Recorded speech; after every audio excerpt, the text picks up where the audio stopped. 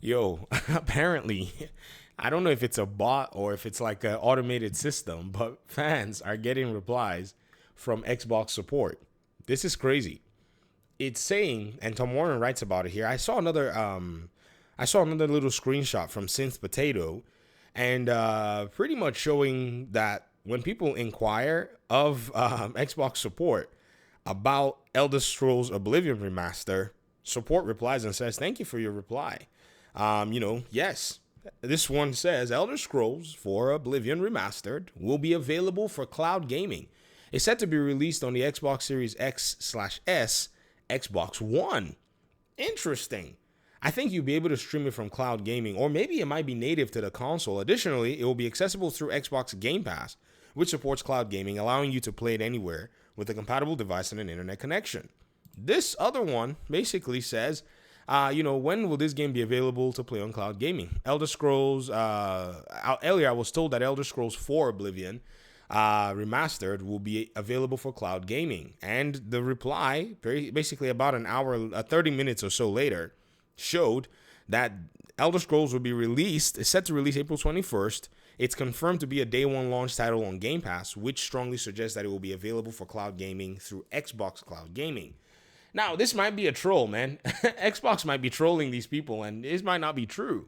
But if it's true, it's just so interesting that they already have this in the pipeline. And there's also now talk about the possibility of Fallout, you know, pretty much Fallout 3 remake pretty much coming, soon as time is, passing now. And I say coming soon, but, compared to say, I don't know, maybe other games are going to show up before it.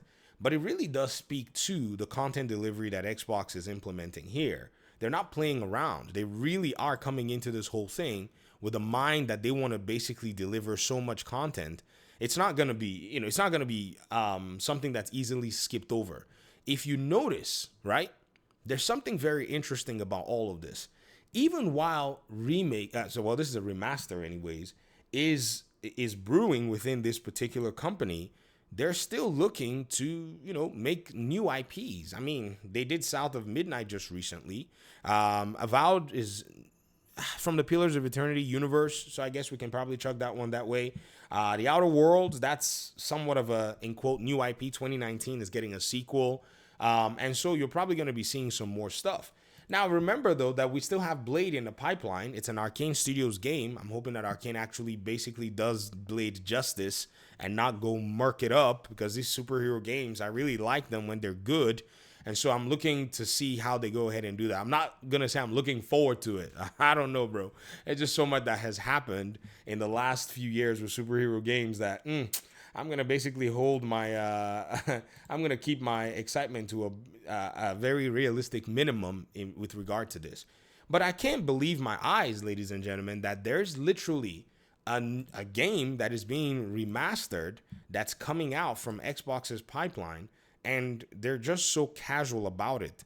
I mean, this is wild. I mean, if you think about it, like, you know what I mean? Like, it's just super casual because there's now so much content that they just don't feel the need to start going crazy over a remaster. Rather, the fanfare would rather surround, or in my opinion anyways, will now have to surround maybe new games or launches on new platforms in a sense. I mean, if you think about what's been going on, how much marketing has been done for Forza Horizon 5, and how much, not too much. The one for Indiana Jones, they made the announcement and they talked about it, very little. So I guess perhaps, according to one of my audience members, there's a test going on here, because they've been talking about how it's kind of like a marketing test to go ahead and see how fans respond and how fans react to news about games coming from Xbox.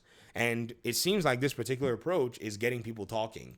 Now, as to a more broader and general audience, who knows how they're going to do it? Perhaps this is also a play to get people to say, oh, this game is already available. Where is it available at? Game Pass, to get people to, check out Game Pass. People who played the Oblivion games back in the day. Perhaps this might be something that they take into account. Anyways, I'm going to go ahead and jump out of this video.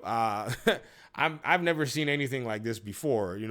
First they did the Hi-Fi Rush one in 2023 or whatever it is, And then now they want to do one like this, where this is supposedly a controlled leak. In my opinion, people are saying, "Oh, it's a leak." No, I don't think so. I think they basically made sure that that leak, happened in a sense. All right, I'll talk to you guys soon. Thank you for watching the video. I appreciate you guys' time and audience, and hopefully we'll talk pretty soon in another one. Peace out.